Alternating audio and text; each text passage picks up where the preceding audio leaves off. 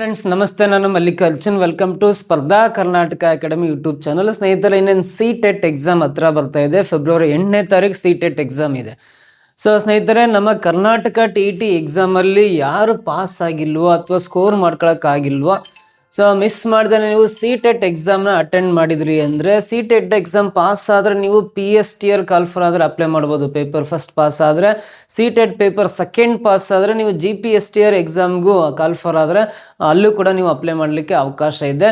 ನೀವು CTET ಅಲ್ಲಿ score ಮಾಡಿದ್ರಿ ಅಂದರೂ ಕೂಡ ನೀವು PSTR GPSTR ಅಲ್ಲದೇ ಇನ್ನು ನಮ್ಮ ಸೆಂಟ್ರಲ್ ಗೌರ್ಮೆಂಟ್ನ ಎಲ್ಲ ಎಕ್ಸಾಮ್ಸ್ಗೂ ಕೂಡ ನೀವು ಎಲಿಜಿಬಲ್ ಆಗಿರ್ತೀರಿ. ಸೊ ಹಾಗಾಗಿ ಮಿಸ್ ಮಾಡ್ದೇ CTET ಎಕ್ಸಾಮ್ನ ಈ ಸಲ ಕ್ಲಿಯರ್ ಮಾಡ್ಲಿಕ್ಕೆ ಟ್ರೈ ಮಾಡಿರಿ. ನಿಮ್ಮ CTET ಎಕ್ಸಾಮ್ ಪಾಸ್ ಆಗ್ಬೇಕಂದ್ರೆ ಮಿಸ್ ಮಾಡ್ದೇ ಸ್ಪರ್ಧಾ ಕರ್ನಾಟಕ ಅಕಾಡೆಮಿ ಯೂಟ್ಯೂಬ್ ಚಾನಲ್ನ ತಪ್ಪದೆ ಫಾಲೋ ಮಾಡ್ತಾ ಬನ್ನಿ. ಸೊ ಯಾರು ಇನ್ನೂ ಸಬ್ಸ್ಕ್ರೈಬ್ ಆಗಿಲ್ಲ, ದಯವಿಟ್ಟು ಸಬ್ಸ್ಕ್ರೈಬ್ ಆಗಿ, ಪಕ್ಕದಲ್ಲಿ ಬರೋ ಬೆಲ್ ಐಕಾನ್ ಪ್ರೆಸ್ ಮಾಡಿ ನೋಟಿಫೈ ಆಗಿರಿ. ಸೊ ಕೆಲವೊಂದು CTET ಅಲ್ಲಿ ಬರ್ತಕ್ಕಂಥ ಇಂಪಾರ್ಟೆಂಟ್ ಮ್ಯಾಥ್ಸ್ ಕ್ವಶನ್ಸ್ ಯಾವ ಥರ ಇರ್ತವೆ, ಒಂದು ಸಾಲ್ವ್ ಮಾಡೋ ವಿಧಾನಗಳನ್ನು ನಾನು ಈ ಒಂದು ಕ್ಲಾಸಲ್ಲಿ ಹೇಳ್ಕೊಡ್ತೀನಿ. ಅದಕ್ಕಿಂತ ಬಿಫೋರ್ ಆಗಿ ಇಲ್ಲಿ ಕಾಣಿಸ್ತಕ್ಕಂಥ ಲೋಗೋ ಇರ್ತಕ್ಕಂಥ ಸ್ಪರ್ಧಾ ಕರ್ನಾಟಕ ಅಕಾಡೆಮಿ ಆ್ಯಪನ್ನು ನೀವು ಡೌನ್ಲೋಡ್ ಮಾಡ್ಕೊಂಡ್ರಿ ಅಂದರೆ, ಸೊ ಇಲ್ಲಿ ನಿಮಗೆ ನೋಡ್ರಿ, ಈ HSTR ಆಗಿರ್ಬೋದು, GPSTR ಆಗಿರ್ಬೋದು, PSTR ಎಕ್ಸಾಮ್ಗೆ ಸಂಬಂಧಪಟ್ಟಂಥ ಆನ್ಲೈನ್ ಕ್ಲಾಸಸ್ ಕೂಡ ಅವೈಲಬಲ್ ಇದೆ. ಹೆಚ್ಚಿನ ಮಾಹಿತಿ ಬೇಕಂದರೆ ಸೊ ಇಲ್ಲಿ 9071673831 ಅಥವಾ 32ಗೆ ಕರೆ ಮಾಡಿ ಹೆಚ್ಚಿನ ಮಾಹಿತಿಯನ್ನು ಪಡಿತಾ ಬನ್ನಿ ಅಂತ ಹೇಳ್ತಾ, ಸೊ ಮೊದಲನೇ ಪ್ರಶ್ನೆ ಯಾವ ರೀತಿ ಇದೆ ಅಂತ ನೋಡ್ತಾ ಬರೋಣ. Mathematics is a language with which the god wrote the universe is said by ಅಂತ ಒಂದು ಸ್ಟೇಟ್ಮೆಂಟ್ ಇದೆ. ಮ್ಯಾಥಮೆಟಿಕ್ಸ್ ಸಂಬಂಧಪಟ್ಟಂತೆ ಒಂದು ಡೆಫಿನೇಷನ್ ಕೊಟ್ಟಿದ್ದಾನೆ, ಒಂದು ವ್ಯಾಖ್ಯಾನ ಕೊಟ್ಟಿದ್ದಾರೆ. Mathematics is a language with which God wrote the universe is said by ಅಂದರೆ ಈ ರೀತಿ ಹೇಳಿದ್ದಾರೆ ಯಾರು ಅಂತ ಕೇಳಿದ್ದಾರೆ. ಗಣಿತವು ದೇವರು ವಿಶ್ವವನ್ನು ಬರೆದ ಭಾಷೆಯಾಗಿದೆ ಅಂತ ಯಾರು ಈ ರೀತಿ ಹೇಳಿದರು ಅಂತ ಕ್ವಶನ್ ಕೇಳಿದ್ದಾರೆ. ಆಪ್ಷನ್ GH ಹಾರ್ಡಿ ಅಂತ ಇದೆ. ಆಮೇಲೆ ಇಂಡಿಯನ್ ಮ್ಯಾಥಮೆಟಿಷಿಯನ್ ರಮಾನುಜನ್ ಅಂತ ಹೇಳಿದ್ದಾರೆ, ಅಥವಾ ಗೆಲಿಲಿಯೋ ಅಂತ ಕೇಳಿದ್ದಾರೆ. ಆಮೇಲೆ ಭಾಸ್ಕರಾಚಾರ್ಯ ಫಸ್ಟ್ ಅಂತ ಕೇಳಿದ್ದಾರೆ. ಸೊ ಈ ಸ್ಟೇಟ್ಮೆಂಟ್ ಕೊಟ್ಟರು ಯಾರಂದರೆ ಗೆಲಿಲಿಯೋ ಕೊಟ್ಟಿರ್ತಕ್ಕಂಥ ಸ್ಟೇಟ್ಮೆಂಟ್. ಗಣಿತವು ದೇವರು ವಿಶ್ವವನ್ನು ಬರೆದ ಭಾಷೆ ಅಂತ ಹೇಳಿದರೆ ಯಾರು ಅಂದರೆ ಗೆಲಿಲಿಯೋ ಹೇಳಿರ್ತಕ್ಕಂಥ ಇದು ಸ್ಟೇಟ್ಮೆಂಟ್ ಅಂತ ಹೇಳ್ಬೋದು. Mathematics is a language with which God wrote the universe ಅಂತ ಹೇಳಿದರು ಗೆಲಿಲಿಯೋ ಅಂತ ಕರಿತೀವಿ. ಸೊ ಹಾಗಾದ್ರೆ GH ಹಾರ್ಡಿ ಆಗಿರ್ಬೋದು ಅಥವಾ ರಮಾನುಜನರ್ ಆಗಿರ್ಬೋದು, ಮ್ಯಾಥಮೆಟಿಕ್ಸ್ ಏನು ಸ್ಟೇಟ್ಮೆಂಟ್ ಕೊಟ್ಟರು ಅಂತ ನಿಮಗೆ ಕ್ಲಾರಿಟಿಗೋಸ್ಕರ ಇಲ್ಲಿ ತೋರಿಸ್ತಾ ಇದ್ದೀನಿ. GH hardy famously described mathematics as a creative art where mathematicians like poets or painters make a beautiful harmonious pattern with ideas emphasizing beauty, permanence and intellectual satisfaction over the utility ಅಂತ. So ಇಲ್ಲಿ GH hardy ಅವರು mathematics ಕೊಟ್ಟಿರ್ತಕ್ಕಂಥ ಒಂದು coat ಅಂತ ಹೇಳ್ಬೋದು ಇದು. So ಹಾಗೆ ರಮಾನುಜನ್ ನಮ್ಮ Indian mathematics was a divine language ಅಂತ ಹೇಳಿದ್ದಾರೆ. So divine language revealing universal truths, a spiritual pursuit where he saw patterns as divine messages from the goddess Namagiri ಅಂತ ಇದೆ. ಸೊ ಈ ರೀತಿ ಸ್ಟೇಟ್ಮೆಂಟ್ ಕೊಟ್ಟರು ರಮಾನುಜನ್. ಈ ರೀತಿ ಸ್ಟೇಟ್ಮೆಂಟ್ ಡಿವೈನ್ ಲ್ಯಾಂಗ್ವೇಜ್ ಅಂತ ಕೊಟ್ಟರು, ದೇವರು ಬರೆದ ಭಾಷೆ ಅಂತ ಕೊಟ್ಟಿದ್ದಾನೆ. ಸೊ ಇದನ್ನು ಹೇಳ್ತಕ್ಕಂಥವ್ರು ಶ್ರೀನಿವಾಸ್ ರಮಾನುಜನ್ ಅವರು, ಇಂಡಿಯನ್ ಮ್ಯಾಥಮೆಟಿಕ್ಸ್. ಸೊ ಹಾಗೆ ಗೆಲಿಲಿಯೋ ಹೇಳಿರ್ತಕ್ಕಂಥ mathematics is a language with which God wrote the universe ಅಂತ ಗೆಲಿಲಿಯೋ ಹೇಳಿದ್ರು. ಆದರೆ ಭಾಸ್ಕರಾಚಾರ್ಯ ಫಸ್ಟ್ ಕೊಟ್ಟಿರ್ತಕ್ಕಂಥ ಯಾವುದೇ ಡೆಫಿನೇಷನ್ ಇದುವರೆಗೂ ಉಲ್ಲೇಖ ಆಗಿಲ್ಲ. ಇನ್ ಕೇಸ್ ಉಲ್ಲೇಖ ಆದರೆ ನೆಕ್ಸ್ಟ್ ಕ್ಲಾಸಲ್ಲಿ ನಿಮಗೆ ತಿಳಿಸ್ಕೊಡ್ತೇನೆ. ಸೊ ಈ ಮೊದಲನೇ ಕ್ವಶನ್ಗೆ answer mathematics is a language with which God wrote the universe ಅಂತ ಹೇಳಿದರು ಗೆಲಿಲಿಯೋ ಅಂತ ಕರಿಬೋದು. ಓಕೆನಾ. ಸೆಕೆಂಡ್ ಕ್ವಶನ್ ಬರೋಣ. ಎರಡನೇ ಪ್ರಶ್ನೆ. The ratio of the areas of two similar triangles is equal to dash of their corresponding sides ಅಂತ ಇದೆ. ಎರಡು ಸಮರೂಪ ತ್ರಿಭುಜಗಳ ವಿಸ್ತೀರ್ಣಗಳ ಅನುಪಾತವು ಅವುಗಳ ಅನುರೂಪವಾದ ಬಾಹುಗಳ ಡ್ಯಾಶ್ಗೆ ಸಮವಾಗಿರುತ್ತೆ ಅಂತ ಕೊಟ್ಟಿದ್ದಾನೆ. ಸೊ ಇಲ್ಲಿ ನೋಡ್ರಿ, ಇದು ಸಮರೂಪ ತ್ರಿಭುಜಗಳ ಮೇಲಿನ ಒಂದು ಪ್ರಮೇಯ ಇದೆ. The theorem on similar triangles ಅಂತಿದೆ. ಥೇರಮ್ ಆನ್ ಸಿಮಿಲರ್ ಟ್ರಯಾಂಗಲ್ಸ್ ಮೇಲೆ ಒಂದು ಥೇರಮ್ ಇದೆ.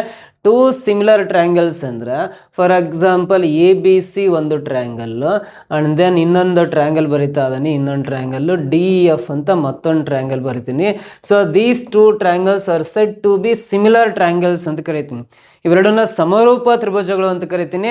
ಯಾಕೆ ಇವೆರಡನ್ನ ಸಮರೂಪ ತ್ರಿಭುಜಗಳು ಅಂತ ಕರಿತೀನಿ ಅಂದರೆ, ಇವೆರಡು ಆಕಾರದಲ್ಲಿ ಒಂದೇ ರೀತಿ ಇದಾವೆ, ಗಾತ್ರದಲ್ಲಿ ಮಾತ್ರ ಬೇರೆ ಬೇರೆ ಆಗಿದ್ದಾವೆ. ಅಂದರೆ these two triangles are said to be similar triangles. Triangles, ಆಕಾರದಲ್ಲಿ ಒಂದೇ ರೀತಿ ಇದ್ದು ಗಾತ್ರದಲ್ಲಿ ಬೇರೆ ಬೇರೆ ಆಗಿರ್ತಕ್ಕಂಥ ತ್ರಿಭುಜಗಳನ್ನು ನಾವು ಸಮರೂಪ ತ್ರಿಭುಜಗಳು ಅಂತ ಕರಿತೀವಿ.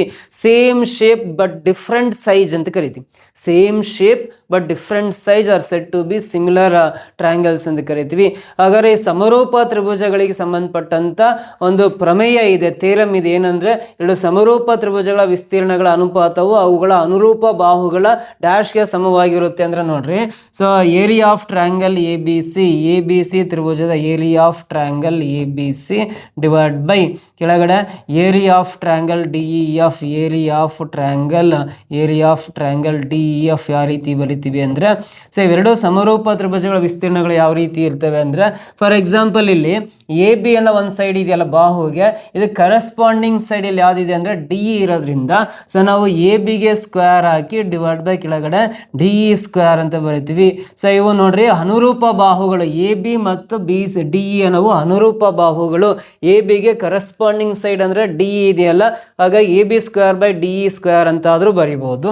ಅಥವಾ another pair of corresponding sides ಅಂದ್ರೆ ಬಿ ಸಿ ಅನ್ನೋ ಒಂದು ಬಾಹು ಸೈಡ್ಗೆ ಕರೆಸ್ಪಾಂಡಿಂಗ್ ಸೈಡ್ ಅಲ್ಲಿ ಇ ಇದೆಯಲ್ಲ, ಹಾಗಾಗಿ B C square divide by E F square ಅಂತಾನು ಬರಿಬಹುದು. B C square by E F square ಅಂತ ಬರಿಬಹುದು ಸರ್. ಅದರ್ವೈಸ್ ನೋಡ್ರಿ ಇನ್ನೊಂದು ಸೈಡ್ ಇದೆಯಲ್ಲ ಎ ಸಿಗೆ ಕರೆಸ್ಪಾಂಡಿಂಗ್ ಸೈಡ್ ಯಾವುದಿದೆ ಅಂದ್ರೆ ಇಲ್ಲಿ ಡಿ ಎಫ್ ಇರೋದ್ರಿಂದ A C square by D F square ಅಂತಾದರೂ ಬರಿಬೋದು. A C square by D F square ಅಂತಾದ್ರೂ ಬರಿಬೋದು. ಇದು areas of two similar triangles ಸಂಬಂಧಪಟ್ಟಂತ ಥಿಯರಮ್ನ ಈ ರೀತಿ ಓದ್ತಾ ಇದ್ವಿ. ಸೊ ಇದಕ್ಕೆ ನೋಡ್ರಿ ಏನು ಸ್ಟೇಟ್ಮೆಂಟ್ ಅಂದ್ರೆ ಎರಡು ಸಮರೂಪ ತ್ರಿಭುಜಗಳ ವಿಸ್ತೀರ್ಣಗಳ ಅನುಪಾತ ಅವುಗಳ ಅನುರೂಪ ಬಾಹುಗಳ ನೋಡ್ರಿ ವರ್ಗಗಳ ಅನುಪಾತದಲ್ಲಿರುತ್ತವೆ ಅಂತ ಆಗ್ಬೇಕು. ಅನುರೂಪ ಬಾಹುಗಳ ವರ್ಗಗಳ ಅನುಪಾತಕ್ಕೆ ಸಮವಾಗಿರುತ್ತೆ ಅಂತ ಆಗ್ಬೇಕು. ಸೊ ಅನುರೂಪ ಬಾಹುಗಳ ಅಂತಿದೆ, ಅನುರೂಪ ಬಾಹುಗಳ ವರ್ಗಗಳ ಅನುಪಾತಕ್ಕೆ ಸಮಾನವಾಗಿರುತ್ತೆ ಅಂತ ಹೇಳ್ತೀವಲ್ಲ, ಹಾಗಾಗಿ ಆಪ್ಷನ್ ಸೆಕೆಂಡ್ ಒನ್ ಇದು ರೈಟ್ ಆನ್ಸರ್ ಆಗುತ್ತೆ. The ratio of the areas of two similar triangles is equal to the square of their corresponding sides ಅಂತ ಕರಿತೀವಿ. Ratio equal to the ratio of their corresponding sides ಅಂತ ಕರಿತೀವಿ. Square of the ratio of the corresponding sides ಅಂತ ಹೇಳ್ತೀವಲ್ಲ, option B this is the right answer ಅಂತ ಕರಿತೀವಿ. ಇದು area of two similar triangles ಬಗ್ಗೆ ಈ ರೀತಿ ಒಂದು ಥಿಯರಮ್ ಅನ್ನು ಓದ್ತೀವಿ. ಆ ಥಿಯರಮ್ ಪ್ರಕಾರ ಅನುರೂಪ ಬಾಹುಗಳ ವರ್ಗಗಳ ಅನುಪಾತಕ್ಕೆ ಸಮಾನವಾಗಿರುತ್ತೆ ಅಂತ option B is the correct answer ಅಂತ ಕರಿತೀವಿ. ಓಕೆನಾ, ನೆಕ್ಸ್ಟ್ ಕ್ವಶನ್ ಬರೋಣ. The following observations have been arranged in ascending order. If the median of the data is 63, find the value of x. ಕೆಳಗಿನ ವೀಕ್ಷಣೆಗಳನ್ನು ಆರೋಹಣ ಕ್ರಮದಲ್ಲಿ ಜೋಡಿಸಲಾಗಿದೆ. ದತ್ತಾಂಶದ ಸರಾಸರಿ 63 ಆಗಿದ್ದರೆ ಎಕ್ಸ್ ನ ಮೌಲ್ಯವನ್ನು ಕಂಡುಹಿಡಿಯಲಿ. ಸೊ ಇಲ್ಲಿ ಒಂದು ಡಾಟಾಸ್ ಇದೆ, ಅಬ್ಸರ್ವೇಷನ್ಸ್ ಅಂತ ಕರಿತೀವಿ, ವೀಕ್ಷಣೆಗಳನ್ನು ಕೊಟ್ಟಿದ್ದಾರೆ. ಇವೆಲ್ಲ ಆರೋಹಣ ಕ್ರಮ ಅಸೆಂಡಿಂಗ್ ಆರ್ಡರ್ ಏರಿಕೆ ಕ್ರಮದಲ್ಲಿ ಜೋಡಿಸಿದ್ದಾರೆ. ಏರಿಕೆ ಕ್ರಮದಲ್ಲಿ ಜೋಡಿಸಿದಾಗ ಇವುಗಳ ಮಧ್ಯಾಂಕ ಮೀಡಿಯನ್ ಕೊಟ್ಟಿದ್ದಾನೆ. ದತ್ತಾಂಶದ ಸರಾಸರಿ ಅಲ್ಲ, ಮೀಡಿಯನ್ ಆಫ್ ದ ಡಾಟಾ, ದತ್ತಾಂಶದ ಮಧ್ಯಾಂಕ ಅಂತ ಆಗಬೇಕು ಕನ್ನಡದಲ್ಲಿ. ಸೊ ಮಿಸ್ ಆಗಿದೆ, ದತ್ತಾಂಶದ ಮಧ್ಯಾಂಕ 63 ಆಗಿದ್ದರೆ ಎಕ್ಸ್ ನ ಮೌಲ್ಯವನ್ನು ಕಂಡುಹಿಡಿಯಲಿ ಅಂತ ಕೊಟ್ಟಿದ್ದಾನೆ. ಸೊ ಇಲ್ಲಿ ಮೀಡಿಯನ್ ಕೊಟ್ಟಿದ್ದಾನೆ, ಮೀಡಿಯನ್ 63 ಇದೆ ಅಂದ್ರೆ ಎಕ್ಸ್ ನ ವ್ಯಾಲ್ಯೂ ಎಷ್ಟು ಅಂತ ಕಂಡುಹಿಡಿಬೇಕು. ಇವೆಲ್ಲವೂ ಅಸೆಂಡಿಂಗ್ ಆರ್ಡರ್ ಅರೇಂಜ್ ಆಗಿದೆ ಅಂದ್ರೆ ನೋಡ್ರಿ 1 2 3 4 5 6 7 8 9 10 ಟೋಟಲಿ 10 ನಂಬರ್ಸ್ ಇದೆ. ಟೋಟಲಿ 10 ನಂಬರ್ಸ್ ಇದ್ದಾಗ ಮಧ್ಯದಲ್ಲಿ ಸಿಂಗಲ್ ನಂಬರ್ ಸಿಗಲ್ಲ. ಟೋಟಲ್ 10 ನಂಬರ್ಸ್ ಇದ್ದಾಗ ಮಧ್ಯದಲ್ಲಿ ಸಿಂಗಲ್ ನಂಬರ್ ಸಿಗಲ್ಲ, ಮಧ್ಯದಲ್ಲಿ 2 ನಂಬರ್ಸ್ ಸಿಗ್ತವೆ. 2 ನಂಬರ್ಸ್ ಲೆಫ್ಟ್ ಸೈಡಲ್ಲಿ 4 ನಂಬರ್ಸ್, ರೈಟ್ ಸೈಡಲ್ಲಿ 4 ನಂಬರ್ಸ್ ಇದಾವೆ ಅಂದ್ರೆ ಮಧ್ಯದಲ್ಲಿ 2 ನಂಬರ್ಸ್ ಸಿಗ್ತಾವೆ. ಈ ಎರಡೂ ನಂಬರ್ಸ್ನ ಮಧ್ಯಾಂಕ 63 ಕೊಟ್ಟಿದ್ದಾನೆ ಅಂದ್ರೆ ಮಧ್ಯಾಂಕ ಕಂಡುಹಿಡಿಬೇಕಂದ್ರೆ ನೋಡ್ರಿ, ಮಧ್ಯದಲ್ಲಿ 2 ಸಂಖ್ಯೆ ತಗೊಂಡ್ರೆ ಇವೆರಡೂ ಸಂಖ್ಯೆಗಳನ್ನು ಅಡಿಷನ್ ಮಾಡಿ, ಇವೆರಡೂ ಸಂಖ್ಯೆಗಳನ್ನು ಕೂಡಿ ಎಕ್ಸ್ ಮತ್ತು ಎಕ್ಸ್ ಪ್ಲಸ್ 2ನ ಅಡಿಷನ್ ಮಾಡಿ 2 ಇಂದ ಡಿವೈಡ್ ಮಾಡಿದಾಗ ಬರ್ತಕ್ಕಂಥದ್ದು ಮೀಡಿಯನ್. ಅದು ಎಷ್ಟು ಬಂದಿದೆ ಮೀಡಿಯನ್? 63 ಬಂದಿದೆಯಲ್ಲ, ಈಕ್ವಲ್ ಟು 63 ಬರೀತೀವಿ. 10 ಸಂಖ್ಯೆಗಳು ಕೊಟ್ಟಾಗ 10 ದತ್ತಾಂಶಗಳಿದ್ದಾಗ ಮಧ್ಯದಲ್ಲಿ ಒಂದೇ ದತ್ತಾಂಶ ಸಿಗಲ್ಲ, ಮಧ್ಯದಲ್ಲಿ 2 ದತ್ತಾಂಶಗಳನ್ನು ತಗೊಂಡು ಈ 2 ದತ್ತಾಂಶಗಳೇನಿದಾವಲ್ಲ ಇವನ್ನ ಅಡಿಷನ್ ಮಾಡಿ ಡಿವೈಡ್ ಬೈ 2 ಮಾಡಿದಾಗ ನಮಗೆ ಮೀಡಿಯನ್ ಸಿಗುತ್ತೆ, ಮಧ್ಯಾಂಕ ಸಿಗುತ್ತೆ. ಸೊ ಇವೆರಡು ಆ್ಯಡ್ ಮಾಡಿ ಡಿವೈಡ್ ಬೈ 2 ಮಾಡಿದ್ದೀನಿ, ಮೀಡಿಯನ್ ಎಷ್ಟು ಬಂದಿದೆ? 63 ಬಂದಿದೆ ಅಂತ ಹೇಳಿದಾನೆ. ಈಕ್ವಲ್ ಟು 63 ಬರೆಯೋಣ. ಎಕ್ಸ್ ಪ್ಲಸ್ ಎಕ್ಸ್ ಅಂದರೆ 2x ಆಗುತ್ತೆ, ಪ್ಲಸ್ 2 ಈಕ್ವಲ್ ಟು ಈ 2 ಈ ಸೈಡ್ ಬಂದರೆ 63 ಇಂಟು 2 ಅಂದರೆ 126 ಆಗುತ್ತೆ. 126 ಬರಿತೀನಿ. ಸೊ ಇಲ್ಲಿ ಪ್ಲಸ್ 2 ರೈಟ್ ಸೈಡಿಗೆ ಬಂದರೆ ಮೈನಸ್ 2 ಆಗುತ್ತೆ. 126 ಮೈನಸ್ 2 ಬರಿತೀವಿ. ಸೊ 126 2 ಮೈನಸ್ ಮಾಡಿ ಬಂದರೆ 124 ಬರುತ್ತೆ. 124 ಸೊ ಇಲ್ಲಿ 2ರಿಂದ ಡಿವೈಡ್ ಮಾಡಿರಿ, 2 6 12, 2 2 4 ಕ್ಯಾನ್ಸಲ್ ಆಗಿ ಎಕ್ಸ್ ಈಕ್ವಲ್ ಟು 62 ಬರುತ್ತೆ. ಎಕ್ಸ್ ಅಂದರೆ 62 ಬರುತ್ತೆ. ಎಕ್ಸ್ ಅಂದರೆ 62. ಸೊ ಇಲ್ಲಿ ಫೈಂಡ್ ದ ಎಕ್ಸ್ ಅಂತ ಕೇಳಿದಾನೆ ಅಂದರೆ find the value of X ಅಂದರೆ 62. Option C is the correct answer ಅಂತ ಈ ರೀತಿ ಪ್ರಾಬ್ಲಮ್ನ ಸಾಲ್ವ್ ಮಾಡ್ಬೋದು. Coming to the next question ಬರೋಣ. For any two positive integers a and b, HC of a and b and into LCM of a and b is equal to ಯಾವುದೆರಡು ಧನಾತ್ಮಕ ಪೂರ್ಣಾಂಕಗಳು a ಮತ್ತು b ಆಗಿದ್ದರೆ ಅವುಗಳ ಮಾಸಾಹ ಮತ್ತು ಲಾಸಾಹಗಳ ಗುಣಲಬ್ಧ. HCF ಅಂದರೆ ಮಾಸಾಹ ಅಂತ ಕರಿತೀವಿ. So A ಮತ್ತು ಬಿಗಳ ಮಾಸಾಹ, LCM ಅಂದರೆ ಎ ಮತ್ತು ಬಿಗಳ ಲಾಸಾಹಗಳ ಗುಣಲಬ್ಧ. ಇಂಟು ಅಂದರೆ ಗುಣಲಬ್ಧ ಎದಕ್ಕೆ ಸಮವಾಗಿರುತ್ತೆ ಅಂದರೆ ನೋಡ್ರಿ, ಯಾವುದೇ ಎರಡು ಸಂಖ್ಯೆಗಳ ಎ ಮತ್ತು ಬಿ ಏನವು ಎರಡು ಸಂಖ್ಯೆಗಳಂದ್ರೆ ಎ ಮತ್ತು ಬಿ ಏನವು ಎರಡು ಸಂಖ್ಯೆಗಳಿದಾವೆ ಅಂದರೆ ಈ ಎ ಮತ್ತು ಬಿಗಳ ಮಾಸಾಹ ಹೆಚ್ಚು ಲಾಸಾಹ ಎಲ್ ಏನು ಬರುತ್ತಲ್ಲ, ಈ ಮಾಸಾಹ ಲಾಸಾಹಗಳ ಗುಣಲಬ್ಧ ಏನಾಗಿರುತ್ತೆ ಅಂದರೆ ಆ ಎರಡು ಸಂಖ್ಯೆಗಳ ಗುಣಲಬ್ಧಕ್ಕೆ ಸಮವಾಗಿರುತ್ತೆ ಅಂತ ಕರಿತೀವಿ. ಯಾವಾಗಲೂ ಇದೊಂದು ರಿಲೇಷನ್ನು LCM ಅಂಡ್ HCF ಟಾಪಿಕಲ್ಲಿ ಬರುತ್ತೆ. The product of any two numbers, A ಮತ್ತು ಬಿ ಅನ್ನೋ ಎನಿ ಟೂ ನಂಬರ್ಸ್ ಅಂತ ತಗೊಂಡ್ರೆ product of any two numbers is equal to the product of their HCF and their LCM ಅಂತ ಬರಿತೀವಿ. ಯಾವುದೆರಡು ಸಂಖ್ಯೆಗಳ ಮಾಸಾಹ ಮತ್ತು ಲಾಸಾಹಗಳ ಗುಣಲಬ್ಧಗಳು ಆ ಎರಡೂ ಸಂಖ್ಯೆಗಳ ಗುಣಲಬ್ಧಕ್ಕೆ ಸಮವಾಗಿರುತ್ತೆ ಅಂತ ಕರಿತೀವಿ. ಸೊ ಹಾಗಾಗಿ ಇದಕ್ಕೆ answer option A is the correct answer ಅಂತ ಹೇಳ್ತೀವಿ. ಸೊ ಇನ್ನೂ ಮೋರ್ ಕ್ಲಾರಿಟಿ ಬೇಕಂದ್ರೆ ಒಂದು ಉದಾಹರಣೆ ಕೊಡ್ತೀನಿ ನಿಮಗೆ. 12 ಮತ್ತು 20 ಅನ್ನೋ ಎರಡು ಸಂಖ್ಯೆಗಳಿದಾವೆ. ಸೊ ಇದು ಎ, ಇದು ಬಿ ಅಂತ. ಇದೇ 12 ಮತ್ತು 20ಕ್ಕೆ ಏನು ಮಾಡಿರಿ, ಫಸ್ಟು HCF ಕಂಡಿಡ್ರಿ, ಆಮೇಲೆ LCM ಕಂಡಿಡ್ರಿ. 12 ಮತ್ತು 20ಕ್ಕೆ ಮೊದಲು ಮಾಸಾಹ ಕಂಡಿಡ್ರಿ, ಆಮೇಲೆ ಲಾಸಾಹ ಕಂಡಿಡ್ರಿ. ಇವೆರಡು 4ರಿಂದ ಡಿವೈಡ್ ಆಗ್ತವೆ. 4 ಮೂಲ 12, ಇದು 4 ಇಲ್ಲ 20. ಇವೆರಡು ಸಿಂಗಲ್ ನಂಬರಿಂದ ಡಿವೈಡ್ ಆಗಲ್ಲ. ಇಲ್ಲಿಗೆ ಸ್ಟಾಪ್ ಮಾಡಿರಿ. ಯಾವ ಸಂಖ್ಯೆಯಿಂದ ಬಾಕ್ಸಿರ್ತಿರಲ್ಲ ಆ ಸಂಖ್ಯೆ ಮಾತ್ರ HCF ಮಾಸಾಹ ಆಗಿರುತ್ತೆ. 4 ಈಸ್ ದ HCF. ಅವೆರಡು ಸಂಖ್ಯೆಗಳಿಗೆ ಲಾಸಾಹ ಕಂಡುಹಿಡಿಯೋಣ. 4ರಿಂದ ಬಾಕ್ಸನ್ನು 4 ಮೂಲ 12, 4 ಇಲ್ಲಿ 20 ಕ್ಯಾನ್ಸಲ್ ಆಗುತ್ತೆ. ಇವೆರಡು ಸಿಂಗಲ್ ನಂಬರಿಂದ ಡಿವೈಡ್ ಆಗಲ್ಲ. ಇಲ್ಲಿಗೆ ಸ್ಟಾಪ್ ಮಾಡಿ. ಬಟ್ ಈ ಅಷ್ಟನ್ನು ಗುಣಾಕಾರ ಮಾಡಿದರೆ ಲಾಸಾಹ ಸಿಗುತ್ತೆ. ಯಾವುದರಿಂದ ಬಾಕ್ಸ್ ಇರ್ತವೆ ಅದನ್ನು ಮಾತ್ರ ಬರಿಬೇಕು, ಅದು ಮಾಸಾಹ. ಇವೆಲ್ಲವೂ ಗುಣಾಕಾರ ಮಾಡಿದ್ರೆ ಸಿಗ್ತಕ್ಕಂಥದ್ದು ಲಾಸಾಹ ಆಗುತ್ತೆ. 5 ಮೂಲ 15, 15 4 60, LCM 60 ಬರುತ್ತೆ. ಸೊ ಎಚ್ ಅಂದರೆ ಮಾಸಾಹ, ಎಲ್ ಅಂದರೆ ಲಾಸಾಹ, ಎ ಅಂದರೆ ಒಂದು ಸಂಖ್ಯೆ, ಬಿ ಅಂದರೆ ಮತ್ತೊಂದು ಸಂಖ್ಯೆ. ಈ ಒಂದು ಸಮೀಕರಣಕ್ಕೆ ತಾಳೆ ನೋಡ್ತಾ ಇದ್ವಿ, ಕ್ರಾಸ್ ಚೆಕ್ ಮಾಡ್ತಾ ಇದ್ವಿ. ಎಚ್ ಅಂದರೆ ಮಾಸಾಹ 4 ಬಂದಿದೆ, ಎಲ್ ಅಂದರೆ ಲಾಸಾಹ 60 ಬಂದಿದೆ. ಎ ಅಂದರೆ ಒಂದು ಸಂಖ್ಯೆ, ಎ ಅಂದರೆ 12 ಅಂತ ತಗೊಳ್ಳೋಣ. ಬಿ ಅಂದರೆ ಮತ್ತೊಂದು ಸಂಖ್ಯೆ 20 ಅಂತ ಕೊಟ್ಟಿದ್ದೀವಲ್ಲ, ಎಕ್ಸಾಂಪಲ್ 20 ಬರೀತೀನಿ. 60 × 4 ಅಂದರೆ 6 4 24, 0 ಲಾಸ್ಟಿಗೆ ಬರ್ಕೊಂಡ್ರೆ 240 ಬರುತ್ತೆ. 12 2 24, 0 ಲಾಸ್ಟಿಗೆ ಬಂದರೆ 240 ಬರುತ್ತೆ. 240 = 240, LHS = RHS ಕರೆಕ್ಟ್ ಬಂದಿದೆ ಅಂದರೆ ಇದು ಸರಿ ಇದೆ. ನಾನು ಹೇಳ್ತಕ್ಕಂಥ ಈ ರಿಲೇಷನ್ ಏನಿದೆಯಲ್ಲ ಸರಿ ಇದೆ ಅಂತ. So HCF and LCM of any two numbers equal to the product of those two numbers ಅಂತ ಕರಿತೀವಿ. A × B ಗೆ ಸಮವಾಗಿರುತ್ತೆ. Option A is the correct answer ಅಂತ ಹೇಳ್ಬೋದು. ನಿಮಗೆ ಎಕ್ಸಾಂಪಲ್ ಆಗಿ ಒಂದು ಎಕ್ಸಾಂಪಲ್ ಕ್ಲಾರಿಟಿ ಕೊಟ್ಟಿದ್ದೇನೆ ಅಷ್ಟೇ. Next, which of the following rational numbers ಯಾವ ಟರ್ಮಿನಲ್ ಡೆಸಿಮಲ್ ಎಕ್ಸ್ಪ್ಯಾನ್ಷನ್ ಅಂತ ಕೊಟ್ಟಿದ್ದಾನೆ. ಕೆಳಗಿನ ಯಾವ ಭಾಗಲಬ್ಧ ಸಂಖ್ಯೆಗಳು ಕೊನೆಗೊಳ್ಳುವ ದಶಮಾಂಶ ವಿಸ್ತರಣೆಯನ್ನು ಹೊಂದಿವೆ ಅಂತ. ಟರ್ಮಿನೇಟಿಂಗ್ ಡೆಸಿಮಲ್, ನಾನ್ ಟರ್ಮಿನೇಟಿಂಗ್ ಡೆಸಿಮಲ್ ಅಂತ ಬರುತ್ತೆ.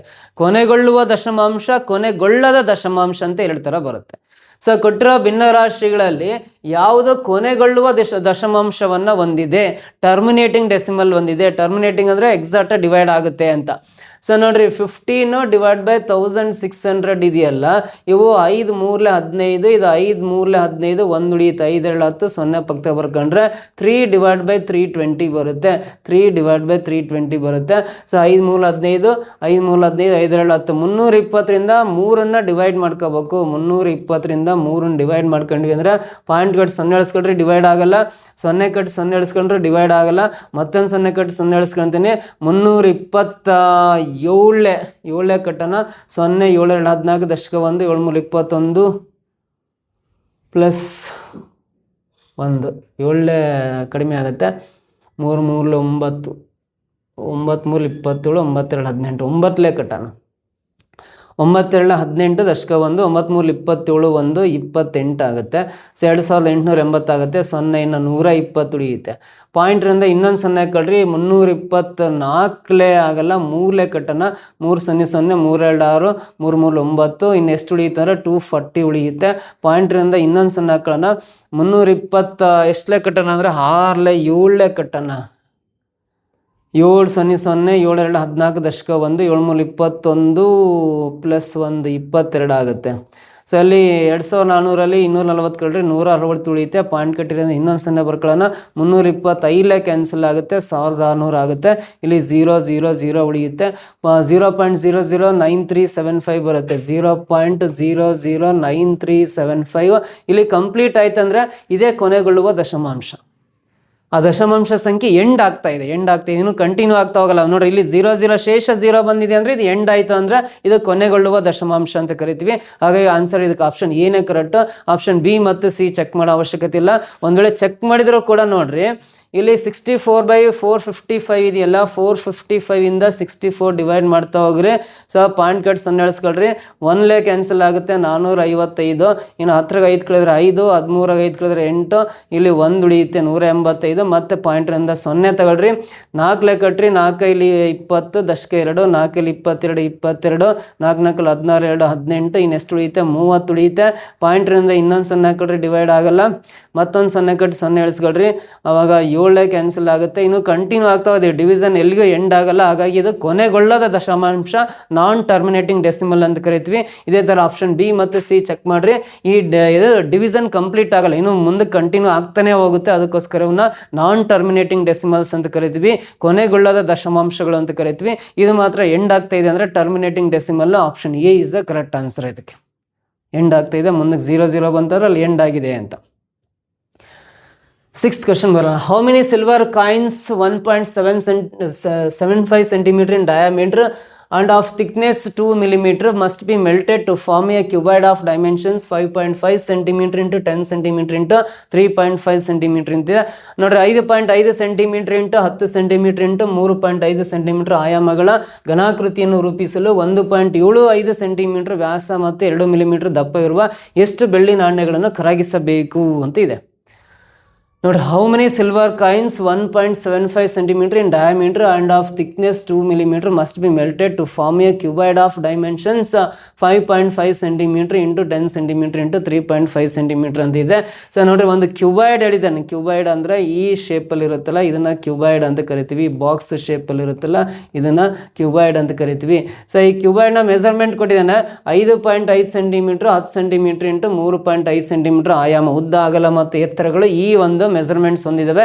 ಈ ಒಂದು ಬಾಕ್ಸ್ನ ತಯಾರಿಸ್ಬೇಕಂದ್ರೆ ಸೊ ಒಂದು ಕಾಯಿನ್ ಇದೆ ನೋಡ್ರಿ, ಒಂದು ಕಾಯಿನ್ ಇದೆ. ಒಂದು ಕಾಯಿನ್ ಎಷ್ಟು ಮೆಜರ್ಮೆಂಟ್ ಇದೆ ಅಂದರೆ ನೋಡ್ರಿ, ಕಾಯಿನ್ ಮೆಜರ್ಮೆಂಟ್ ಕೊಟ್ಟಿದ್ದಾನೆ ಇಲ್ಲಿ. ಕಾಯಿನ್, ಸೊ ಕಾಯಿನ್ ಮೆಜರ್ಮೆಂಟ್ ಇದೆ ಎಷ್ಟಿದೆ ಅಂದರೆ ಅದು 1.75 centimeter ಡಯಾಮೀಟರ್. 1.75 ಅಂದರೆ ಅದನ್ನ ನಾವು ಎಷ್ಟು ಬರಿಬೋದು? 1.75 ಅಂದರೆ ಅದು 7/4 ಆಗುತ್ತೆ. 7/4 ಅದು ಡಯಾಮೀಟ್ರ್ ಆಗುತ್ತೆ. ಸೊ ರೇಡಿಯಸ್ ಬೇಕಂದರೆ ಇದು ಎಷ್ಟಾಗುತ್ತೆ ಅಂದರೆ /2 ಅಂದರೆ 7/4. 4 1 4 3 ಉಳಿತು 4 7 28 ಕರೆಕ್ಟ್ 7/4 ಆಗುತ್ತೆ ಡಯಾಮೀಟ್ರ್. ಇದನ್ನು ರೇಡಿಯಸ್ ಬೇಕಂದರೆ 7/4ನ ಅಗೇನ್ /2 ಮಾಡ್ಕೋಬೇಕು. 7/4ನ /2 ಮಾಡಿದ್ರೆ 7/8 ಆಗುತ್ತೆ. 7/8 centimeter ಅನ್ನೋದು ರೇಡಿಯಸ್ ಆಗುತ್ತೆ. ಇದು ರೇಡಿಯಸ್ 7.8 centimeter, 7/8 centimeter ಆಗುತ್ತೆ. ಸೊ ಆಮೇಲೆ ಇದರ ಥಿಕ್ನೆಸ್ ನೋಡ್ರಿ, ಇದು ಎಷ್ಟು ದಪ್ಪ ಇದೆ ಅಂದರೆ 2 millimeter ದಪ್ಪ ಇದೆ. 2 millimeter ದಪ್ಪ ಇದೆ ಅಂದರೆ ಇದು ಹೈಟ್ ಅಂತ ತಗೊಂತೀನಿ. ಯಾಕಂದರೆ ಇದು ಸಿಲಿಂಡರ್ ಶೇಪಲ್ಲಿ ಕಾಣಿಸುತ್ತೆ ನಮಗೆ ಅಷ್ಟೇ. ಒಂದು ಕಾಯಿನ್ ಸಿಲಿಂಡರ್ ಆಕಾರದಲ್ಲಿ ಕಾಣಿಸುತ್ತೆ. ಅದು ಥಿಕ್ನೆಸ್ ಇದೆ ಅಂದರೆ ಸಿಲಿಂಡ್ರಿಕಲ್ಗೆ ಎಕ್ಸಾಂಪಲ್ ಕೊಡ್ಬೋದು. 2 millimeter ಹೈಟ್ ಅಂತ ತಗೊಳ್ಳೋಣ. ರೇಡಿಯಸ್ನ 7/8 centimeter ತಗೊಂಡ್ರೆ ಸೊ ಈ ಥರದ ಎಷ್ಟು ಕಾಯಿನ್ನ ಕರಗಿಸ್ಬಿಟ್ಟು ಈ ಮೆಜರ್ಮೆಂಟ್ ಇರ್ತಕ್ಕಂಥ ಒಂದು ಆಯತ ಘನವನ್ನು ರಚನೆ ಮಾಡ್ಬೋದು ಅಂತ ಕೇಳಿದ್ದಾನೆ. ಈ ಥರದ ಎಷ್ಟು ಕಾಯಿನ್ನ ಕರಗಿಸಿದ್ರೆ ಆ ಥರ ಒಂದು ಆಯತ ಘನಾಕೃತಿ ಸಿಗುತ್ತೆ ನಮಗೆ ಅಂತ ಕೇಳಿದ್ದಾನೆ. ಹಾಗಾದ್ರೆ number of coins ಕಂಡುಹಿಡಿಬೇಕಂದ್ರೆ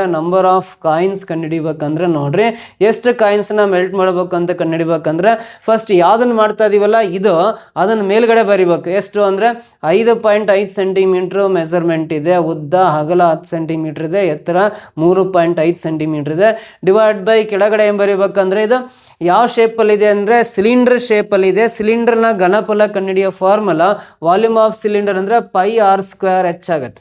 volume of cylinder ಅಂದರೆ πr² ಹೆಚ್ಚಾಗುತ್ತಲ್ಲ, ಈ ಫಾರ್ಮುಲಾ ಪ್ರಕಾರ ಬರಿಬೇಕು. ಪೈ ಅಂದರೆ 22/7 ಬರಿಬೇಕು. ಆರ್ ಅಂದರೆ ರೇಡಿಯಸ್ 7/8 ಇದೆ. r² ಅಂದರೆ 7/8ನ 2 ಟೈಮ್ಸ್ ಬರಿಬೇಕು. 7/8ನ 2 ಟೈಮ್ಸ್ ಬರಿಬೇಕು. ಇಂಟು ಎಚ್ ಅಂದರೆ ಹೈಟ್, ಅಂದರೆ ಇದು ಥಿಕ್ನೆಸ್ 2 ಮಿಲಿಮೀಟ್ರ್ ಇದೆಯಲ್ಲ, ಅದು 2 ಮಿಲಿಮೀಟ್ರ್ ಇರೋದು ಸೆಂಟಿಮೀಟ್ರಿಗೆ ಕನ್ವರ್ಟ್ ಆಗ್ಬೇಕಂದ್ರೆ ಡಿವೈಡ್ ಬೈ 10 ಮಾಡ್ಕೋಬೇಕು. ಯಾಕಂದ್ರೆ 1 ಸೆಂಟಿಮೀಟ್ರ್ 10 ಮಿಲಿಮೀಟ್ರ್ ಅಲ್ಲ, ಡಿವೈಡ್ ಬೈ 10 ಮಾಡ್ಕೊಂಡ್ರೆ ಸೊ ಅದು ಹೈಟ್ ಎಷ್ಟಾಗುತ್ತೆ ಅಂದರೆ 2/10 ಸೆಂಟಿಮೀಟ್ರ್ ಆಗುತ್ತೆ. ಅದನ್ನ 2/10 ಸೆಂಟಿಮೀಟ್ರ್ ಅಂತ ಬರ್ಕೊಂಡು ಸಿಂಪ್ಲಿಫೈ ಮಾಡಿದ್ರೆ ಈ ಥರದ ಎಷ್ಟು ಸಿಲ್ವರ್ ಕಾಯಿನ್ಸ್ನ ಮೆಲ್ಟ್ ಮಾಡಿದರೆ ಈ ಥರ ಒಂದು ಕ್ಯುಬೈಡನ್ನು ನಾವು ರೂಪಿಸ್ಬೋದು ಅಂತ ಕ್ವಶನ್ ಕೇಳಿದ್ದಾನೆ. ಸಿಂಪ್ಲಿಫೈ ಮಾಡೋದಾದ್ರೆ ನೋಡ್ರಿ, 5.5 ಆಗೇ ಇರಲಿ, ಆಮೇಲೆ 10 ಆಗೇ ಇರಲಿ, ಆಮೇಲೆ 3.5 ಕೂಡ ಆಗೇ ಇರಲಿ ನ್ಯೂಮರೇಟ್ರಲ್ಲಿ. ಇವೆಲ್ಲ ಡಿನಾಮಿನೇಟ್ರಲ್ಲಿರೋ ನಂಬರ್ಸು ನ್ಯೂಮರೇಟ್ರಿಗೆ ಹೋಗುತ್ತೆ. 7 × 8 × 8 × 10 ಬರ್ಕೊಂಡು ಸೊ ಇಲ್ಲಿ ಡಿನಾಮಿನೇಟ್ರಲ್ಲಿ ಉಳಿದಿರೋ ನಂಬರ್ಸ್ ಯಾವ ಅಂದರೆ 22 ಉಳ್ಕೊಂಡಿದೆ, ನೆಕ್ಸ್ಟು 7 ಇದೆ, ಇನ್ನೊಂದ್ಸಲ 7 ಇದೆ, ಇಂಟು 2 ಇದೆ. ಇವನ್ನ ಸಿಂಪ್ಲಿಫೈ ಮಾಡಿರಿ, ಯಾವಾಗ ಕ್ಯಾನ್ಸಲ್ ಆಗಿದ್ರೆ ಕ್ಯಾನ್ಸಲ್ ಮಾಡಿರಿ. ನೋಡಿರಿ ಯಾವಾಗ ಕ್ಯಾನ್ಸಲ್ ಆಗ್ತಾವೆ ಅಂದರೆ ಈ 7 ಕ್ಯಾನ್ಸಲ್ ಆಗುತ್ತೆ. 5/1 5/4 ಪಟ್ಟು ಹಾಕಿರಿ 22 ಕ್ಯಾನ್ಸಲ್ ಆಗುತ್ತೆ. ಸೊ ಆಮೇಲೆ ಮತ್ತೆ ಯಾವ ಕ್ಯಾನ್ಸಲ್ ಆಗ್ತವೆ ಅಂದರೆ 4 1 4 2 8 ಕ್ಯಾನ್ಸಲ್ ಆಗುತ್ತೆ. 2 1 2 5 ಅಥವಾ ಈ 2 ಕ್ಯಾನ್ಸಲ್ ಆಗುತ್ತೆ. ಉಳಿದದ್ದು 10 × 3.5 ಅಂದರೆ 35. 35 × 8 × 10 ಮಲ್ಟಿಪ್ಲೈ ಮಾಡಿರಿ ಎಷ್ಟಾಗುತ್ತೆ ಅಂತ. 35 × 8 ಇಲ್ಲ ಸಮಥಿಂಗ್ ವೆಂಟ್ ರಾಂಗ್ ಆಯಿತು.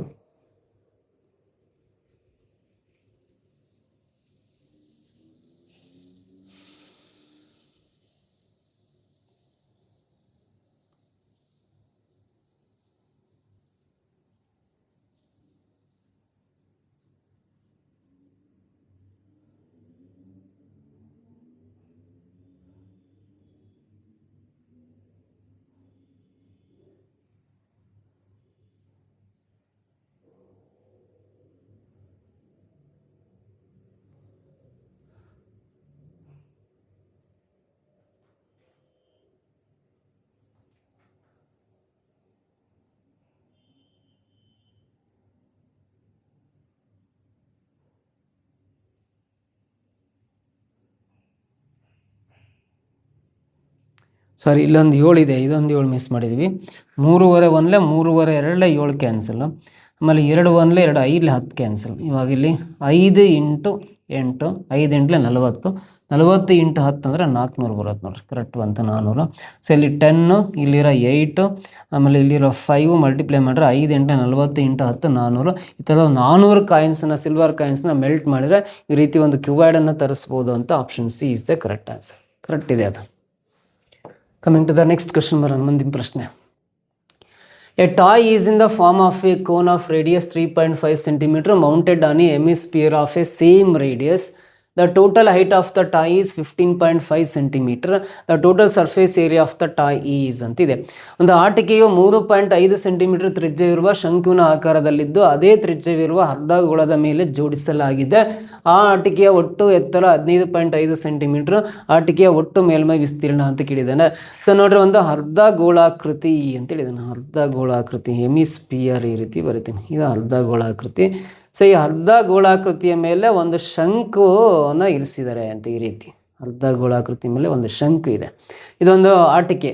ಸೊ ಇದರ ಏನು ಕಂಡುಹಿಡಿಬೇಕಂದ್ರೆ ಒಟ್ಟು ಮೇಲ್ಮೈ ವಿಸ್ತೀರ್ಣ ಎಷ್ಟಾಗುತ್ತೆ, ಟೋಟಲ್ ಸರ್ಫೇಸ್ ಏರಿಯಾ ಎಷ್ಟು ಅಂತ ಕಂಡುಹಿಡಿಬೇಕು. ಇದರ ಒಟ್ಟು ಮೇಲ್ಮೈ ವಿಸ್ತೀರ್ಣ ಕಂಡುಹಿಡಿಬೇಕಂದ್ರೆ ಫಸ್ಟು ಈ ಒಂದು ಆಟಿಕೆಯ 3.5 ಸೆಂಟಿಮೀಟರ್ ತ್ರಿಜ್ಯವಿರುವ ಶಂಕುವಿನ ಆಕಾರದಲ್ಲಿದ್ದು ಇದು ನೋಡ್ರಿ ರೇಡಿಯಸ್ಸು 3.5 ಸೆಂಟಿಮೀಟ್ರ್ ಇದೆ. 3.5 ಸೆಂಟಿಮೀಟರ್ ರೇಡಿಯಸ್ಸು. ಈ ಅರ್ಧ ಗೋಳಾಕೃತಿದ ರೇಡಿಯಸ್ ಅಷ್ಟೇ ಇರುತ್ತೆ. ಅರ್ಧಗೋಳದ ಮೇಲೆ ಜೋಡಿಸಿದೆ. ಆಟಿಕೆಯ ಒಟ್ಟು ಎತ್ತರ ನೋಡ್ರಿ, ಇದು 3.5 ಇದೆ ಅಂದರೆ ಇಲ್ಲಿಗೂ 3.5 ಇದೆ. ಈ ಎತ್ತರ ಎಷ್ಟಾಗುತ್ತೆ ಇಲ್ಲಿಂದ ಇಲ್ಲಿಗೆ ಅಂದರೆ ಟೋಟಲ್ 15.5 ಇದೆ. ಅಂದರೆ 15.5ರಲ್ಲಿ ಈ 3.5 ಮೈನಸ್ ಮಾಡಿರಿ, ಎತ್ತರ ಇದು 12 ಬರುತ್ತೆ. ಸೊ ಇಲ್ಲಿಂದ ನೋಡ್ರಿ ಈ ಪಾಯಿಂಟಿಂದ ಈ ಎತ್ತರ 12 ಆಗುತ್ತೆ. ಸೊ ಇದು ಓರೆ ಎತ್ತರ ಕಂಡಿಡ್ಕೋಬೇಕು, ಶಂಕುವಿನ ಓರೆ ಎತ್ತರ ಕಂಡಿಡ್ಕೋಬೇಕು. ಸೊ ಇದು ಎ, ಇದು ಬಿ, ಇದು ಸಿ ಅಂತ ತಗೊಂಡ್ರೆ ABC ಅನ್ನೋದು ಲಂಬಕೋನ ತ್ರಿಭುಜಾಕಾರದಲ್ಲಿ ಕಾಣಿಸ್ತಾ ಇದೆ, ರೈಟ್ ಆ್ಯಂಗಲ್ ಟ್ರಯಾಂಗಲ್ ಶೇಪಲ್ಲಿ ಕಾಣಿಸುತ್ತೆ. ಅಕಾರ್ಡಿಂಗ್ ಟು ಪೈಥಾಗೋರಸ್ ಥಿಯರಮ್ ನೋಡ್ರಿ, ಈ L² = R² + H² ಅಂತ ಬರಿತೀವಿ. ಸೊ ಇಲ್ಲಿ L ಅಂದರೆ ಕಂಡುಹಿಡಿಬೇಕಂದ್ರೆ R ಅಂದರೆ ರೇಡಿಯಸ್ 3.5² ಆಗುತ್ತೆ, ಪ್ಲಸ್ H ಅಂದರೆ ಎಷ್ಟಾಗುತ್ತೆ ಅಂದರೆ 12 ಇದೆಯಲ್ಲ 12² ಬರಿತೀವಿ. 3.5ನ 2 ಸಲ ಬರ್ಕೊಳ್ರಿ, 12.25 ಬರುತ್ತೆ. 3.5ನ 2 ಸಲ ಬರ್ಕೊಂಡು ಗುಣಾಕಾರ ಮಾಡಿರಿ, 12.25 ಬರುತ್ತೆ. 12² ಅಂದರೆ 144 ಬರುತ್ತೆ. ಇವೆರಡನ್ನ ಕೂಡಿದಾಗ ಎಷ್ಟು ಬರುತ್ತೆ ಅಂದರೆ 156.25 ಬರುತ್ತೆ. ಸೊ ಇಲ್ಲಿ L² ಆಗಿದೆ, ಬರೀ L ಬೇಕಂದ್ರೆ ಸ್ಕ್ವೇರ್ ತೆಗಿತಾ ಇದೀವಿ ಅಂದರೆ ಇದಕ್ಕೆ ಸ್ಕ್ವೇರ್ ರೂಟ್ ಹಾಕೋಬೇಕು. 156.25ಗೆ ಸ್ಕ್ವೇರ್ ರೂಟ್ ಕಂಡಿಡ್ಕೊಂಡಿವಿ ಅಂದರೆ ಎಷ್ಟು ಬರುತ್ತೆ ಅಂದರೆ ಅದು 12.25 ಆಗುತ್ತೆ, 12.25 ಬರುತ್ತೆ ನೋಡ್ರಿ. 12.5 ಆಗುತ್ತೆ, 12.25 ಅಲ್ಲ 12.5 ಆಗುತ್ತೆ. ಸೊ 12.5ನ ನೀವು 2 ಸಲ ಗುಣಿಸ್ರಿ 156.5 ಆಗುತ್ತೆ. 12.5 ಸೆಂಟಿಮೀಟರ್ ಅನ್ನೋದೇನಾಗಿರುತ್ತೆ ಅಂದರೆ ಇದರ ಓರೆ ಎತ್ತರ ಸ್ಲ್ಯಾಂಟ್ ಹೈಟು 12.5 ಸೆಂಟಿಮೀಟರ್ ಆಗುತ್ತೆ. ಸೊ ಹಾಗಾದ್ರೆ ಈ ಆಟಿಕೆಯ ಒಟ್ಟು ಮೇಲ್ಮೈ ವಿಸ್ತೀರ್ಣ ಕಂಡುಹಿಡಿಬೇಕಂದ್ರೆ ನೋಡ್ರಿ, ಟೋಟಲ್ ಸರ್ಫೇಸ್ ಏರಿಯಾ ಕಂಡುಹಿಡಿಬೇಕಂದ್ರೆ ಫಸ್ಟ್ ಇಲ್ಲಿ ಬೇಸ್ ಅರ್ಧ ಗೋಳಾಕೃತಿಯಲ್ಲಿ ಇದೆಯಲ್ಲ, ಅರ್ಧ ಗೋಳಾಕೃತಿಯ ಮೇಲ್ಮೈ ವಿಸ್ತೀರ್ಣ ಅಥವಾ ಪಾರ್ಶ್ವ ಮೇಲ್ಮೈ ವಿಸ್ತೀರ್ಣ ಲ್ಯಾಟ್ರಲ್ ಸರ್ಫೇಸ್ ಏರಿಯಾ ಕಂಡುಹಿಡಿಬೇಕಂದ್ರೆ ಫಾರ್ಮುಲಾ 2πr². ಅದ್ರ ಮೇಲ್ಗಡೆ ಶಂಕು ಇದೆ ಅಂದರೆ ಶಂಕುವಿನ ಪಾರ್ಶ್ವ ಮೇಲ್ಮೈ ವಿಸ್ತೀರ್ಣ ಕಂಡಿಯ ಫಾರ್ಮುಲಾ πr ಎಲ್ಲ ಹಾಕೊಂಡು ಸಿಂಪ್ಲಿಫೈ ಮಾಡ್ಕೋಬೇಕು. ಸೊ ಇವಾಗ ಇಲ್ಲಿ ಪೈ ಇದೆ, ಆರ್ ಇದೆ, ಇಲ್ಲೂ ಪೈ ಇದೆ, ಆರ್ ಇದೆ ಅಂದರೆ πr ಕಾಮನ್ ತಕೊಂಡ್ರೆ πr ಅಥವಾ r π ಕಾಮನ್ ತಕೊಂಡ್ರೆ ಉಳಿಯೋದು 2r ಉಳಿಯುತ್ತೆ. ಇದರಲ್ಲಿ ಇಲ್ಲಿ πr ಕಾಮನ್ ಇದೆ ಅಂದರೆ L ಉಳಿಯುತ್ತೆ. ಸೊ ಇಲ್ಲಿ r ಅಂದರೆ ರೇಡಿಯಸ್ಸು 3.5 ಇದೆ, ಪೈ ಅಂದರೆ 22/7 ಬರೀತಾ ಅದನ್ನೇ. ಸೊ ಇಲ್ಲಿ 2 × r ಅಂದರೆ 3.5 ಇದೆ, ಪ್ಲಸ್ L ಅಂದರೆ ಸ್ಲ್ಯಾಂಟ್ ಹೈಟು 12.5 ಇದೆ, 12.5 ಬರೀತೀನಿ. ಸಿಂಪ್ಲಿಫೈ ಮಾಡಿರಿ, 3 × 1 = 3 × 2 = 7, 2 1 ಕ್ಯಾನ್ಸಲ್ ಆಗಿ 11 ಬರುತ್ತೆ. 11 ಇದು 3 × 2 ಅಂದರೆ 7 ಪ್ಲಸ್ 12 ಅಂದರೆ 19 ಆಗುತ್ತೆ, 19.5 ಆಗುತ್ತೆ. ಮಲ್ಟಿಪ್ಲೈ ಮಾಡಿರಿ, 11 5 = 5, 55 ಕ್ಯಾರಿ 5, 11 9 = 99 + 5 104 ಕ್ಯಾರಿ 10, 11 1 = 11 + 10 ಅಂದರೆ 21 ಬರುತ್ತೆ. 1 ಡಿಜಿಟ್ ಆಮೇಲೆ ಪಾಯಿಂಟ್ ಬರ್ಕೊಳ್ರಿ, 214.5 cm² ಬರುತ್ತೆ. ಆಪ್ಷನ್ ಎ ಇದೆಯಲ್ಲ, this is the correct answer ಅಂತ ಹೇಳ್ತೀನಿ. ಈ ರೀತಿ ಲೆಕ್ಕವನ್ನು ಬಿಡಿಸ್ಬೋದಾಗುತ್ತೆ. ನೆಕ್ಸ್ಟ್ ಕ್ವೆಶನ್ ಬರೋಣ. ಯಾವುದೇ ಕ್ವೆಶನ್ ಸರಿ ರಿಪೀಟ್ ಆಯಿತು. Which of the following is not A Roman numeral ಅಂತಿದೆ. ಇದರಲ್ಲಿ ಯಾವುದು ರೋಮನ್ ಸಂಖ್ಯೆ ಪದ್ಧತಿ ಅಲ್ಲ ಅಂತ ಕೇಳಿದ್ದಾರೆ. ಸೊ ಇದು XL ಅಂದರೆ ಫಸ್ಟ್ L ಅನ್ನೋದು 50, ಲೆಫ್ಟ್ ಸೈಡಲ್ಲಿ 10 ಇದೆ ಅಂದರೆ 50 - 10 ಅಂದರೆ 40 ಆಗುತ್ತೆ. ಇದು ಕರೆಕ್ಟ್ ರೋಮನ್ 40ನ್ನು ರೋಮನ್ ನಂಬರ್ಸಲ್ಲಿ XL ಅಂತಲೇ ಬರಿತೀವಿ. LX ಅಂದರೆ 50, ರೈಟ್ ಸೈಡಿಗೆ 10 ಇದೆ ಅಂದರೆ ಇದು 60 ಆಗುತ್ತೆ. ಇದು ಕೂಡ ಕರೆಕ್ಟ್ ರೋಮನ್ ನ್ಯೂಮರಲ್ ಅಂತ ಕರಿತೀವಿ. ಸೊ ಇಲ್ಲಿ XV ಅಂದರೆ V ಅಂದರೆ 5, X ಅಂದರೆ 10, 10 ಲೆಫ್ಟ್ ಸೈಡಲ್ಲಿ 5 ಇದರಲ್ಲೂ ರೋಮನ್ ನಂಬರಲ್ಲಿ ಬರಲ್ಲ. X ಅಂದರೆ ಇದು C ಅಂದರೆ 100, ಲೆಫ್ಟ್ ಸೈಡಲ್ಲಿ 10 ಇದೆ ಅಂದರೆ 100 - 10 ಅಂದರೆ ಇದು 90ನ XC ಅಂತ ಬರಿತೀವಿ. ಸೊ ಆದರೆ VX ಅಂದರೆ 5 ಆಗುತ್ತೆ. ಇದು ದೊಡ್ಡ ಸಂಖ್ಯೆ, ಲೆಫ್ಟ್ ಸೈಡಲ್ಲಿ ಚಿಕ್ಕ ಸಂಖ್ಯೆ ಇದೆ ಅಂದರೆ 10ರಲ್ಲಿ 5 ಕಳೆದ್ರೆ 5 ಬರುತ್ತೆ. ರೋಮನ್ ನಂಬರ್ಸಲ್ಲಿ 5 ಬರಿಬೇಕಂದ್ರೆ V ಅಷ್ಟೇ ಬರಿತೀವಿ, XV ಅಂತ ನಾವು ಯಾವುದೇ ರೋಮನ್ ನ್ಯೂಮರ್ಸಲ್ಲಿ ಬರೆಯಲ್ಲ. ಹಾಗಾಗಿ ಯಾವುದು ಅಲ್ಲ ಅಂದರೆ VX ಅನ್ನೋದು ರೋಮನ್ ನ್ಯೂಮರಲ್ ಅಲ್ಲ ಅಂತ ಕರಿತೀವಿ. Option C is the right answer. Next ನೋಡ್ರಿ, which of the following is correct regarding bar graph. Bar graph ಅಂತ ನೋಡಿದ್ವಲ್ಲ ನಾವು, ಸ್ತಂಭ ಲೇಖ ಅಂತ ಕರಿತೀವಲ್ಲ, ಈ ಬಾರ್ ಗ್ರಾಫಿಗೆ ಸಂಬಂಧಪಟ್ಟಂತೆ ಈ ಕೆಳಗಿನವುಗಳಲ್ಲಿ ಯಾವುದು ಸರಿಯಾಗಿದೆ ಅಂತ ಕೇಳಿದರೆ, ಬಾರ್ ಗ್ರಾಫಿಗೆ ಸಂಬಂಧಪಟ್ಟಂತೆ ಈ ಕೆಳಗಿನವುಗಳಲ್ಲಿ ಯಾವ್ದು ಸರಿ ಅಂತ ಹೇಳ್ಬೇಕು. ಈ ರೀತಿ ನಾವು ಬಾರ್ ಗ್ರಾಫ್ ಡ್ರಾ ಮಾಡ್ತೀವಲ್ಲ ನೋಡ್ರಿ, ಯಾವ್ದು ಸರಿ ಅಂದರೆ bars of any width can be drawn vertically with equal spacing between them ಅಂತ. ಯಾವುದೇ ಆಗಲದ ಬಾರ್ಗಳನ್ನು ಅವುಗಳ ನಡುವೆ ನಡುವೆ ಸಮಾನಾಂತರದೊಂದಿಗೆ ಲಂಬವಾಗಿ ಇಳಿಬಹುದು. ನೋಡ್ರಿ, ಯಾವುದೇ ಅಗಲದ ಬಾರ್ ಗ್ರಾಫ್ನ ನಾವು ಡ್ರಾ ಮಾಡಲ್ಲ. ಬಾರ್ ಗ್ರಾಫ್ನ ಪ್ರತಿಯೊಂದು ವಿಡ್ತ್ ಸೇಮ್ ಇರ್ಬೇಕು. ಇಲ್ಲಿಂದ ಇಲ್ಲಿಗೆ ಇರತಕ್ಕಂಥ ಅಗಲ, ಇದರ ಅಗಲ, ಇದರ ವಿಡ್ತ್, ಇದರ ವಿಡ್ತ್, ಇದರ ವಿಡ್ತ್, ಇದರ ವಿಡ್ತ್ ಎಲ್ಲವೂ ಸೇಮ್ ಇದ್ರೆ ಮಾತ್ರ ಅದು ಬಾರ್ ಗ್ರಾಫ್ ಅಂತ ಕರೆಸ್ಕೊಳ್ಳೋದು. ಯಾವುದೇ ಅಗಲ ಇರ್ತಕ್ಕಂಥ ಬಾರ್ ಗ್ರಾಫ್ಗಳನ್ನು ಸಮಾನಾಂತರವಾಗಿ ಲಂಬವಾಗಿ ಎಳೆಯಲ್ಲ ನಾವು. ಹಾಗಾಗಿ ಇದು ರಾಂಗ್ ಸ್ಟೇಟ್ಮೆಂಟ್. ಏಕರೂಪ ಅಗಲದ bars of uniform width when we drawn vertically with equal space between them ಅಂತಿದೆಯಲ್ಲ, ಇದು 100% ಟ್ರೂ ಆಗುತ್ತೆ.